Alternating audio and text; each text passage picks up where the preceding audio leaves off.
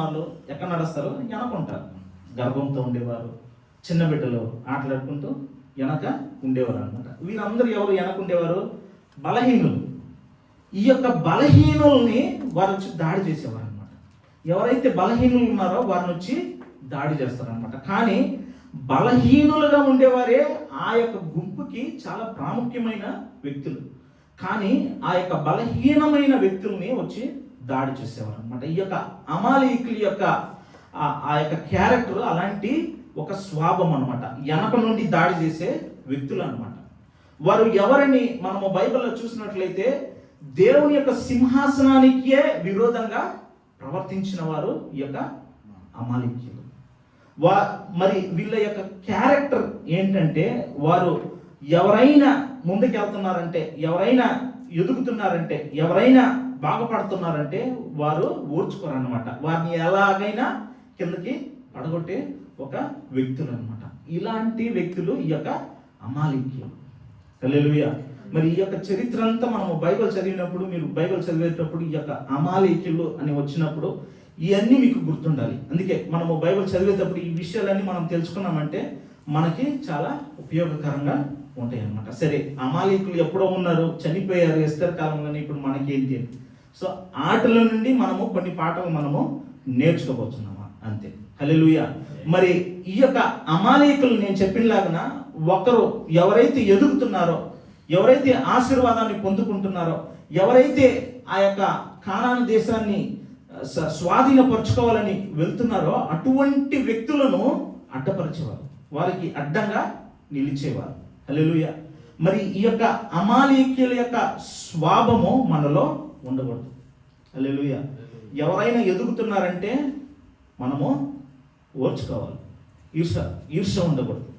హల్లెలూయా. మనము వారి యొక్క ఎదుగుదలను ఆపకూడదు. హల్లెలూయా. ఇది అమాలీకుల యొక్క బుద్ధి, స్వభావం అన్నమాట. ఇలాంటి బుద్ధి కలిగిన వారంగా మనం ఉన్నట్లయితే ఈ యొక్క అమాలీకులకి వచ్చిన ఆ అంతమే మనకి కలుగుతుంది. హల్లెలూయా. మనము అటువంటి వారుగా మనము ఉండకూడదు. హల్లెలూయా.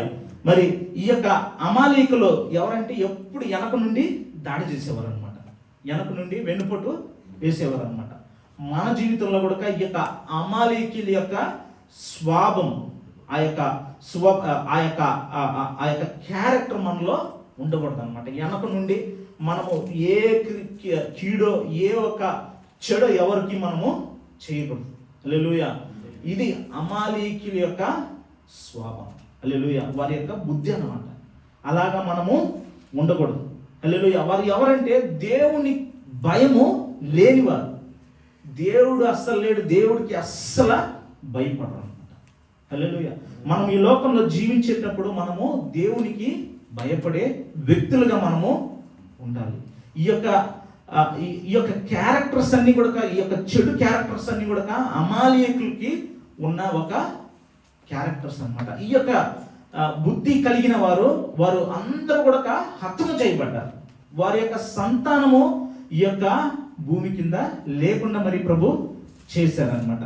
మరి ఈ యొక్క మోషే మనము చూసినట్లయితే ఆ యొక్క పర్వతం మీద ఆయన 2 చేతులు ఎత్తి ఆ యొక్క కర్రను ఎత్తి పట్టి ఆయన ప్రార్థిస్తూ ఉన్నాడు. హల్లెలూయా. ఆయన ప్రార్థిస్తూ ఉండగా ఇశ్రాయేలు విజయాన్ని సాధించారు. ఆయన చెయ్యి ఎప్పుడైతే బలహీనపడుతుందో అప్పుడు అమాలీకులు గెలిచారన్నమాట. అలాగా ఉన్న ఒక పరిస్థితి. సో ఈ యొక్క విషయంలో నుండి మనము నేర్చుకోగలిగిన ఒక పాఠం ఏంటంటే, మనకి ప్రార్థన జీవితము ఉండాలి, మరొకటి క్రియల వలన కూడా మనము ఎదురించాలి. హల్లెలూయా. ఇక్కడ ప్రార్థన వలన కూడా గెలిచారు. అదేలాగున అక్కడ వెళ్ళి కష్టపడి యుద్ధాన్ని చేసి వారు విజయాన్ని స్వాధీనపరుచుకున్నారు. మనం కూడా మన మోకాలుని ప్రార్థన చేసి మన కష్టం మనము చేసినప్పుడు మనకి విజయాన్ని ఖచ్చితంగా ప్రభు ఇస్తారన్నమాట. కొంచెం సైలెంట్ కూర్చో.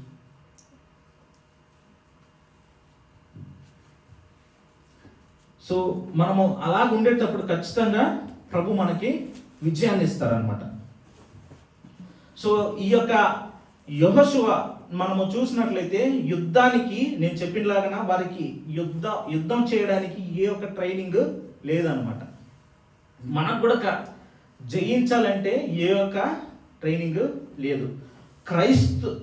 యేసు ప్రభుని నమ్ముకొని మనం వచ్చిన తర్వాత కొన్ని పోరాటాలు మనము పోరాడాలి. మనకి పోరాటాలు ఖచ్చితంగా ఉంటాయన్నమాట. మనము లోకము నుండి వేరు చేయబడ్డాం కాబట్టి అపవాది మనపైన దాడి చేయడానికి కొంచెం కూడా వెనుకేయడు. ఆయన ఆ యొక్క అపవాది, ఆ యొక్క సాతాను ఏం చేస్తాడంటే నిన్ను శోధించలాగున, నిన్ను ఎలాగైనా అటాక్ చేయాలని, మరి శోధన నీకు కలుగు చేయాలని మరి ఎన్నో ప్రయత్నాలు చేస్తూ ఉంటాడు. అలాగా చేస్తూ ఉన్నప్పుడు ఆ శోధనలకు మనము పడిపోకుండా, ఆ శోధనలకు పడిపోయేది అనేది క్రియ. మరి ఆ క్రియ నుండి మనము మరొక వైపున ఎలాగ మనము జయించగలమంటే మరి మోసే చేసిన ఆ ప్రార్థన ద్వారా. మోసే ఒకవైపు ప్రార్థన చేస్తున్నాడు. ఆ రెండు క్యారెక్టర్స్ మన జీవితంలో కూడా ఉండాలి. మనము ఏదైనా ఈ లోకంలో జయించాలంటే ఖచ్చితంగా మరి ప్రార్థించే ఆ యొక్క శక్తి, అదేలాగన ప్రార్థించే ఆ యొక్క అలవాటు మనలో ఉండాలి. అదేలాగన మనము శోధనలు వచ్చినప్పుడు ఎదిరించే ఒక వ్యక్తులమై ఉండాలి. ఈ యొక్క అమాలీకీయులు భయంకరమైన శక్తి కలిగిన వారు. సాతాను మనం అనుకుంటాం తను చాలా శక్తి కలిగిన వాడు.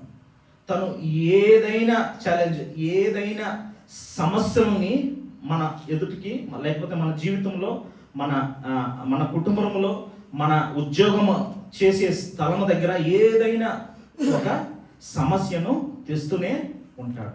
అందుకొరకు మనము సిద్ధపడాలి. హల్లెలూయా. మనము ఎప్పుడైతే ప్రార్థనలో ఎలాగైతే మరి మోసే ప్రార్థించారో అదేలాగా మనం కూడా ప్రార్థనలో మనం ఉన్నట్లయితే ఖచ్చితంగా ఈ యొక్క శోధన నుండి జయించడానికి, జయాన్ని పొందుకోవడానికి ప్రభు కృపను అనుగ్రహిస్తారు. అక్కడ మనము ప్రాముఖ్యంగా చూసినట్లయితే ఎప్పుడైతే ఆ మోసే యొక్క చెయ్యి కింద పడుతుందో అప్పుడు అమాలికులు జయించారనమాట.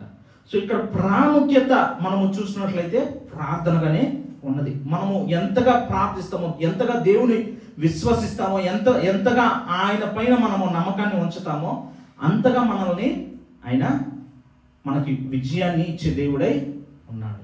అందుకు మనం ఏం చేయాలి? ఆ యొక్క అమాలీకుల యొక్క క్యారెక్టర్స్ మనలో ఉండకూడదు. మనలో చెడు హృదయం అనేది మనలో ఉండకూడదు. ఇతరులకి సహాయం చేయాలని, ఇతరులు బాగుండాలని మనము ఆశించాలి. ఇతరుల దగ్గరికి వెళ్ళి మనము దోచుకోవాలని ఎప్పుడు మనము ఆలోచించకూడదు. వెన్నుపోటు వేయాలని మనము ఆలోచించకూడదు. ఇవన్నీ కూడా అమాలీకీయుల యొక్క స్వభావం. అలాంటి బుద్ధి కలిగిన వారు మనము ఉండకూడదు అన్నమాట. మరి సంఖ్యాకాండము 24, సంఖ్యాకాండం 24వ అధ్యాయం 19-20 వాక్యం. యాకోబు సంతానమున ఏలిక పుట్టెను, అతడు పట్టణములోని శేషమును నశింపజేయును. యాకోబు సంతానమున ఏలిక పుట్టును, అతడు పట్టణములోని శేషమును నశింపజేయును. ఈ యొక్క శేషమును నశింపజేయమంటే ఇక్కడ ప్రభువైన యేసుక్రీస్తుని చూపిస్తున్నది ఈ యొక్క వాక్యంలో. హల్లెలూయా, హల్లెలూయా. ప్రభువైన యేసుక్రీస్తు గురించి ఇక్కడ మరి మనము చూడగలము. ఈ ప్రభువైన యేసుక్రీస్తు ఈ యొక్క దుష్టుడైన మరి ఆ యొక్క అంత్యక్రీస్తుని హతము చేసే ఒక రోజు అన్నమాట. హల్లెలూయా. మీకు ఎంతగా మరి వ్యతిరేకంగా ఇలాంటి అమాలీకులు మన జీవితాల్లో కూడా వస్తారనమాట. ఇలాంటి అమాలీకులు మరి మన జీవితంలో కూడా వచ్చినప్పుడు ఖచ్చితంగా వారిపైన మనకి విజయాన్ని ఇచ్చే దేవుడు మనతో కూడా ఉన్నాడు. హల్లెలూయా, హల్లెలూయా. ఆయన శక్తి కలిగిన వాడు, ఆయన సామర్థ్యుడు. హల్లెలూయా. ఆయన సకలాన్ని జయించిన వాడు, ఆయన సర్వాధికారి. ఆయన నామము విన్నప్పుడు శత్రు మరి ఆ యొక్క సైన్యమంతా కూడా వణుకుతుంది అనమాట. మరి ఆ దేవాతి దేవుణ్ణి మనము విశ్వసిస్తున్నాము, ఆ దేవాతి దేవుణ్ణి మనము నమ్ముతున్నాము. కాబట్టి మన యొక్క ఆ యొక్క శోధనలో మన యొక్క పోరాటాలలో కూడా మనకి విజయాన్ని కలుగజేసే దేవుడు. హల్లెలూయా. మొదటగా వారు ఎదుర్కొన్న ఈ యొక్క యుద్ధం, వారికి ఏ యొక్క అనుభవము లేదు. ఇశ్రాయేల్ ప్రజలకు ఈ యొక్క యుద్ధంలోకి వెళ్ళడానికి ముందుగా ఏ యొక్క యుద్ధ ఆ యొక్క ఎక్స్పీరియన్స్ లేని పరిస్థితుల్లో వారు వెళ్ళి యుద్ధం చేశారు. మన జీవితంలో కూడా ఏదైనా ఒక ఆశీర్వాదం మనం పొందుకున్న వెంటనే కొన్ని పోరాటాలు వస్తాయన్నమాట. కొందరికి వివాహం అయిన వెంటనే పోరాటాలు కలుగుతాయి, యుద్ధం కలుగుతుంది. లేదంటే ఏదైనా మంచి డిగ్రీ పొందుకున్నప్పుడు ఒక పోరాటం ఉంటుంది. లేదైతే మంచి కాలేజ్ దొరికినప్పుడు, మంచి ఆ యొక్క ఎడ్యుకేషన్ దొరికినప్పుడు అక్కడ కొన్ని శోధనలు ఎదుర్కొంటాం, కొన్ని సమస్యలని ఎదుర్కొంటాం. లేదంటే మంచి ఉద్యోగం దొరికినప్పుడు అక్కడ కొన్ని మరి పోరాటాలని మనము ఎదుర్కొంటాం. ఇవన్నీ కూడా మొదటి యుద్ధముగా ఉన్నవి. హల్లెలూయా. సో అలాంటి యుద్ధంలో కూడా ప్రభు మనకి జయాన్నిచ్చే దేవుడై ఉన్నాడు. హల్లెలూయా. కొన్నిసార్లు మనం అనుకుంటాము, ఈ శోధన నాకు ఇంతవరకు రాలేదు, ఇప్పుడు వచ్చింది, నేను ఎలా చేయగలను, ఈ శోధన నాకే రావాలా, ఈ సమస్య నాకే రావాలా అని. హల్లెలూయా. దేవుడు అనుమతిస్తాడు, కానీ జయాన్ని ఇచ్చేది కూడా ఆయనే. హల్లెలూయా. మనము ఎన్ని శోధనలు ఎదుర్కొన్నా కూడా మనకు జయాన్ని ఇచ్చే దేవుడు మన తోడుగా ఆయన ఉన్నాడు. హల్లెలూయా. ఈ అమాలీకీలు మరి ఈ యొక్క ఇశ్రాయేలు ప్రజలను అంతగా కృంగజేయాలని ఎంతగానో చూశారు, కానీ వారి యొక్క పేరు ఈ లోకంలో లేకుండా ప్రభు చేశారు. ద్వితీయోపదేశ కాండం, ఇది ఆఖరిగా చదివి మనము ముగిద్దాం. 25వ అధ్యాయం 17 నుండి 19 వరకు. 25 ద బుక్ ఆఫ్ డ్యూటరానమీ 17-19 వరకు. 17 నుండి మీరు ఐగుప్తులో నుండి వచ్చుచుండగా మార్గమున అమాలేకీయులు నీకు చేసిన దాన్ని జ్ఞాపకం చేసుకును. అతడు దేవునికి భయపడక మార్గమున నీకు ఎదురుగా వచ్చి నీవు ప్రయాసపడి అలసి ఉన్నప్పుడు నీ వారిలో నీ వెనుకలున్న బలహీనులందరినీ హతము చేశాను. కాబట్టి నీవు స్వాధీనపరచుకొనున్నట్లు నీ దేవుడిని యెహోవా స్వాస్యంగా నీకు ఇచ్చుచున్న దేశములో చుట్టుపక్కల నీ సమస్త శత్రువులను లేకుండా చేసి నీ దేవుడిని యెహోవా నీకు విశ్రాంతి దయచేసి చేసిన తరువాత ఆకాశం క్రింద నుండి అమాలీకుల పేరు తుడిచివేయవలెను. ఇది మర్చిపోవద్దు. హల్లెలూయా. అమాలీకుల పేరును తుడిచివేయము అని చెప్పారు. హల్లెలూయా. ఇది మర్చిపోవు. హల్లెలూయా. మరి ఆ యొక్క అమాలీకులు చేసిన అకీడేంటో ప్రభు గుర్తు చేశారు. ఇది ప్రభువే మాట్లాడాడు. దేవాతి దేవుడే ఈ యొక్క మాటని గుర్తిస్తున్నాడు అన్నమాట మోసే. సో ఆ దేవుడు మనకి కీడు చేసిన ఆ వ్యక్తుల్ని, లేకపోతే నీకు ఒకవేళ కీడు జరిగినంటే ఆ యొక్క అన్యాయాన్ని ప్రభు మర్చిపోయే దేవుడు కాడు. హల్లెలూయా. ఆ యొక్క కీడుకు బదులుగా మనకి ఆశీర్వాదాన్ని ఇచ్చే దేవుడు. హల్లెలూయా. నీకు విరోధంగా ఏ ఆయుధము వర్ధిల్లదు. హల్లెలూయా. ఈ యొక్క వాగ్దానాలన్నీ కూడా మనము చెప్పి మనము ప్రార్థించాలి. మనము ఎలాగా మనము జయించగలమంటే మన నోటి ద్వారా మంచి మాటల్ని పలకాలి. అంటే దేవుని యొక్క వాక్యాన్ని మనము పలకాలి. సమస్యలు వచ్చినప్పుడు ఇది నాకు వచ్చింది, ఇది అంతేలే, వెళ్ళదు, ఇంకా ఈ సమస్య నా నుండి తొలగిపోదు అని మనము భయపడుతూ కృంగుతూ అలాంటి అపజయమైన మాటలు మనము పలకకూడదు. ఎందుకంటే బైబిల్లో మరణము జీవము నాలుగు వశం ఉన్నదంట. సో మనం ఏదైతే పలకతామో అదే మనకి జరుగుతుంది. హల్లెలూయా. దీని గురించి మరొక రోజున, ఈ యొక్క మాటల గురించి మరొక రోజున కూడా మనము చూద్దాం. కానీ ఇప్పుడు ఏంటంటే మనము దేవుడిచ్చిన ఈ యొక్క వాగ్దానాలని మనము పలకాలి, మన నోటితో పలకాలి. మన బిడ్డలను చూసి దేవుని యొక్క వాక్యాన్ని, ఆశీర్వాదాన్ని మనము పలకాలి. భార్యను చూసి మనము పలకాలి, భర్తను చూసి పలకాలి మాటలు. హల్లెలూయా. మన బిడ్డలను చూసి, మన తల్లిదండ్రులను చూసి మనము ఇలాంటి మాటల్ని పలకాలి. మన విరోధిని చూసి దేవుని యొక్క వాక్యముతో మనము జయించాలి. హల్లెలూయా. పౌలు గారు చాలా అందంగా రాశారు, మీకు ఈ యొక్క శరీరముతో యుద్ధము కాదు, శరీరముతో రక్తముతో యుద్ధము కాదు. దేనితో యుద్ధం? ఆకాశ మండలపు శక్తులతో, దురాత్మలతో మనకి పోరాటం అన్నమాట.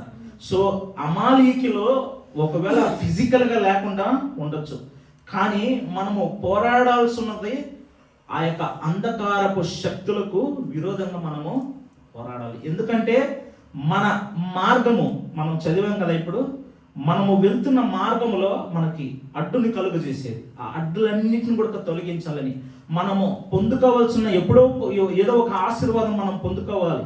కానీ ఇంకా మనము పొందుకోలేకుండా మనం ఉన్నామంటే కారణాలు ఏంటి ప్రభువా అని మనము ఆయన వైపు తిరిగి మనము అడిగినట్లయితే ఆయన మనకి జవాబునిచ్చే దేవుడు. ఆయన సిలువలో వేలాడేటప్పుడు క్షమాపణ కోరిన ఆ యొక్క దొంగని క్షమించి ఆయన తన యొక్క ప్రార్థన కూడా ఆలకించాడు.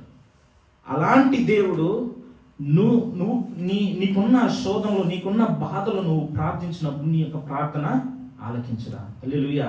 మన ప్రార్థనని ఖచ్చితంగా ఆయన ఆలకించే దేవుడు. ఈ యొక్క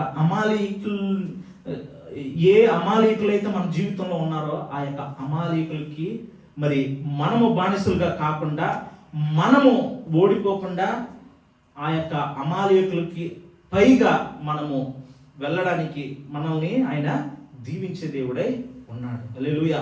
ఎందుకంటే ఆయన సర్వాన్ని జయించిన దేవుడు. హల్లెలూయా. మనము ఆరాధిస్తున్న దేవుడు ఆయన సర్వాన్ని జయించిన దేవుడు. హల్లెలూయా. ఆ దేవాతి దేవుడిని మనము ఆరాధిస్తున్నాం. మన దేవుడు ఆయన శక్తి కలిగిన దేవుడు, ఆయన చూసే దేవుడు, ఆయన మన ప్రార్థనని ఆలకించే దేవుడై ఉన్నాడు, వినే దేవుడై ఉన్నాడు, మనకి జవాబుని అనుగ్రహించే దేవుడై ఉన్నాడు. మనము చేయాల్సిందల్లా మనము ప్రార్థించి పొందుకోవాలి. బైబిల్లో ఒక మాట చాలా బ్యూటిఫుల్గా ఉంటుంది, మీరు అడగలేదు అందుకు నేను ఇవ్వలేదని ఉంటుంది అన్నమాట. మీరు ప్రార్థించలేదు, అడగలేదు, అందుకే నేను ఇవ్వలేదని. మనము అడిగితే గనక మనము పొందుకోలేము. మనము నోరు తెరిచి ప్రార్థన చేస్తే కానీ మనము పొందుకోలేము. ఈ రోజున మనము దేవుడు ఏమనుకుంటాడో, ఇస్తాడో ఇవ్వడో అనే భయాన్ని తీసివేసి దేవుని దగ్గర మన ఈ యొక్క శోధనలు, మన ఈ యొక్క అపవాది క్రియలను మనము జయించాలని ప్రభు యొద్ద మనము ప్రార్థన చేసినప్పుడు ఖచ్చితంగా మనకి సహాయం చేసే దేవుడై అన్నాడు. హల్లెలూయా. అందరూ లేచి నిలబడదాం. ఈ యొక్క అమాలేకులకి ఎలాగైతే అంతం వచ్చిందో, నువ్వు ఎదుర్కొంటున్న శోధనలకు,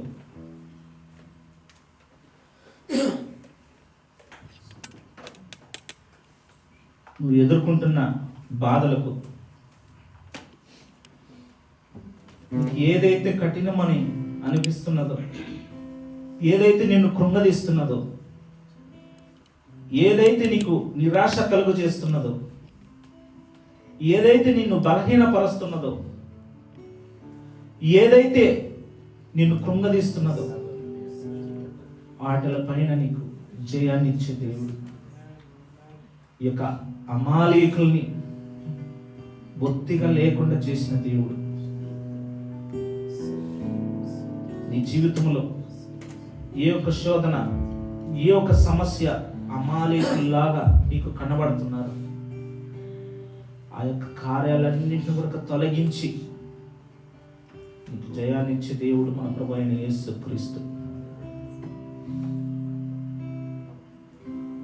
ఆ దేవాది దేవుడు మనకు విజయాన్ని ఇవ్వాలని ఆయన ఆశిస్తున్నాడు. నువ్వు ఎదుర్కొంటున్న శోధన ఎలాగ జయించగలవంటే ప్రార్థన వల్లనే. ఈ యొక్క అంధకారపు శక్తులకు విరోధంగా నువ్వు పోరాడి నీకు ఆశీర్వాదాన్ని నువ్వు పొందుకోవాలి. నీకు ఇంకా ఆశీర్వాదం దొరకలేదంటే, ఇంకా నీకు నా ఆశీర్వాదం నాకు రాలేదే, నేను దీవించబడలేదే, నా కుటుంబం దీవింపబడలేదే అని బాధతో ఉన్నావా? నువ్వు ఇంకా అడగలేదు దేవుణ్ణి, నువ్వు ఇంకా పోరాడలేదు అన్నమాట. నీకున్న సమస్యలు ఎక్కువ అవుతున్నాయి ప్రతి రోజున. ఎలాగ జయించగలవు? నువ్వు ఆ యొక్క శక్తులకు విరోధంగా నువ్వు ప్రార్థించినప్పుడు, when you pray against the principalities of this darkness, you will get victory. నువ్వు ఎప్పుడైతే ఈ యొక్క అంధకారపు శక్తులకు విరోధంగా ఎదురుగా నిలిచి నువ్వు ప్రార్థిస్తావో నీకు ఆయన జయాన్ని ఇచ్చే దేవుడే ఉన్నాడు. నీ పక్షాన ఉన్న దేవుడు ఆయన సజీవుడు, నీకు జయమిచ్చే దేవుడు, నిన్ను లేవనెత్తే దేవుడు, నిన్ను తలగా మార్చే దేవుడు, నీ కుటుంబాన్ని పైకి లేవనెత్తే దేవుడు, నీ కుటుంబాన్ని స్థిరపరిచే దేవుడు. ఈ నెలలో కూడా ఆ కార్యాన్ని చూడబోతున్నాం. ఈ నెలలో ప్రతి ఒక్క అమాలేకుల యొక్క క్రియలను ఆయన హతము చేయబోతున్నాడు. ఆ దేవాతి దేవుడు నీ కుటుంబాలని ప్రతి ఒక్క కుటుంబాలని కూడా ఆయన నిండుగా దీవించి ఆశీర్వదింపబోతున్నాడు. ఆయన యొక్క ఆత్మతో మీ కుటుంబాలు నింపబడబోతున్నాయి. ఆయన యొక్క ఆత్మతో మీరు నింపబడబోతున్నారు. ఆయన యొక్క సాక్షులుగా మీరు నిలబడబోతున్నారు. ఆ యొక్క శోధన నుండి మిమ్మల్ని విడిపించే దేవుడు మన మధ్యలో ఉన్నాడు. ఆయన ప్రతి ఒక్కరికి జయాన్ని అనుగ్రహించే దేవుడు. అందరూ కూడా రెండు చేతుల పైకెత్తి, దేవా నాకు ఇదే ప్రభా తండ్రి నాయన సమస్య, ఇదే ప్రభా తండ్రి నాయన ప్రభా నాకు ఎదురుగా ఉన్న ప్రభా పెద్ద సమస్య తండ్రి నాయన, వీటి నుండి నాకు విడుదలని అనుగ్రహించు ప్రభువా అంటూ, దేవా స్తోత్రం స్తోత్రం అంటూ, దేవా వందనాలు యేసయ్య అంటూ అందరం కూడా మహాపరిశుద్ధుడా యేసయ్య, ఇదిగో నా తండ్రి నాయన ప్రభా ఈ రోజున తండ్రి నాయన మాతో కూడా మీరు మాట్లాడిన విధానం ఒక ఈ వందనాల తండ్రి నాయన. మేము నిరాశ చెందకుండా తండ్రి నాయన ప్రభా, మేము సొమ్మసిల్లకుండా తండ్రి నా ప్రభా విరోధిని ఎదిరించడానికి మాకు కృపను అనుగ్రహించండి. ఇదిగో తండ్రి నాయన అమాలేకులు తండ్రి నా ప్రభా, మా జీవితంలో అనేకమైన అమాలేకులు ఉన్నారు తండ్రి నాయన. జయించడానికి కృపను అనుగ్రహించండి తండ్రి ప్రభా. మీరు ఉంచి ఉన్న దీవెనలు మేము పొందుకునేందుకు మాకు కృపను అనుగ్రహించండి తండ్రి. ఆ రోజున ప్రార్థన మాత్రం చేయలేదు మోషే ప్రభు తండ్రి నాయన. యెహోషువ వెళ్ళి యుద్ధం చేశాడు. మనము యుద్ధం చేయవలసిన సమయం ఇది ప్రభా. మేము యుద్ధం చేయవలసిన సమయం తండ్రి నాయన. యుద్ధాన్ని మాకు నేర్పండి తండ్రి నాయన. మాకు యుద్ధం చేయడానికి తెలియదు ప్రభా. మేము వెళ్తున్న ఈ యొక్క మొదటి యుద్ధంలో తండ్రి నాయన మాకు జయాన్ని అనుగ్రహించండి తండ్రి. మీ బిడ్డలకి జయాన్ని ఇవ్వండి ప్రభా. ఆశీర్వదించండి. ప్రార్థించే వారిని తండ్రి నాయన ప్రార్థన వీరులుగా తండ్రి నాయన ప్రతి ఒక్కరు మీరు మార్చండి తండ్రి నాయన. వీరు ప్రార్థించేటప్పుడు కుటుంబాలలో విడుదల మీరు చూసేందుకు కృపను అనుగ్రహించండి తండ్రి నాయన. ఇదిగో ప్రభా, వారు ప్రార్థించేటప్పుడు తండ్రి నాయన స్వస్థత కలగాలి తండ్రి నాయన. వారు ప్రార్థించేటప్పుడు తండ్రి నాయన వారు జయాన్ని పొందుకోవాలి తండ్రి నాయన. వారు ప్రార్థించేటప్పుడు తండ్రి నాయన అపవాది తండ్రి నాయన శక్తులని లయపరచబడాలి. ప్రతి ఒక్క ప్రార్థనని తండ్రి నాయన శక్తి కలిగిన ప్రార్థనగా మార్చండి తండ్రి నాయన. ఆశీర్వదించండి, నడిపించండి. కుడి వచ్చిన ప్రతి బిడ్డని తండ్రి నాయన పేరు పేరుగా దీవించి ఆశీర్వదించండి తండ్రి నాయన.